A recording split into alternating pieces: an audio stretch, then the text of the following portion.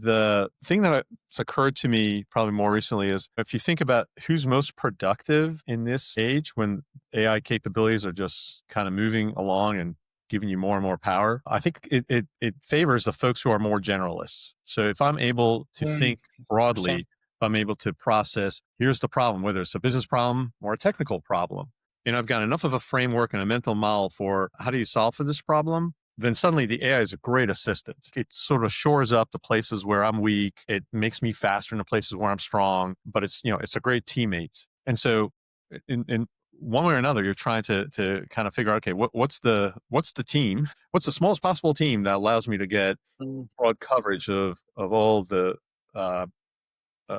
the domain knowledge that's required to solve a given problem. And that could be a team of one, it could be a team of three, it could be a team of 30, in very complicated areas. But it's very hard to do, like if you're doing it in silos where you're handing off, we did our part, like here's the specs. We built them with AI, now they're very deep specs.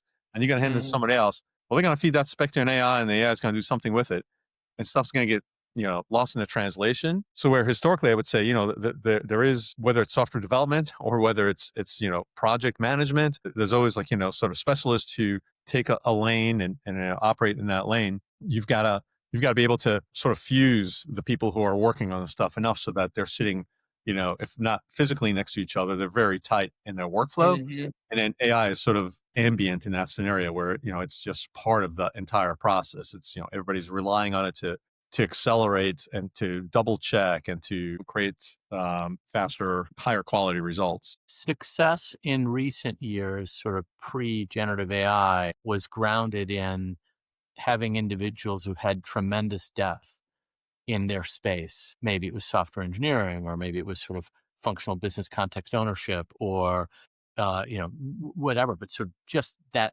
depth that we just had to have. Now we're in a place, and I'm agreeing with you here alone, that somebody who's sort of medium depth in their functional understanding and medium depth in their understanding of sort of AI skills and have some depth in a little bit of IT, that person is the glue and just so critical. And this, to your point about one person who has medium depth in all those things, may go a lot further to delivering a solution than a team of three who have great depth and exclusively in one Yeah. domain or another, Yeah. and it's what that one individual can do.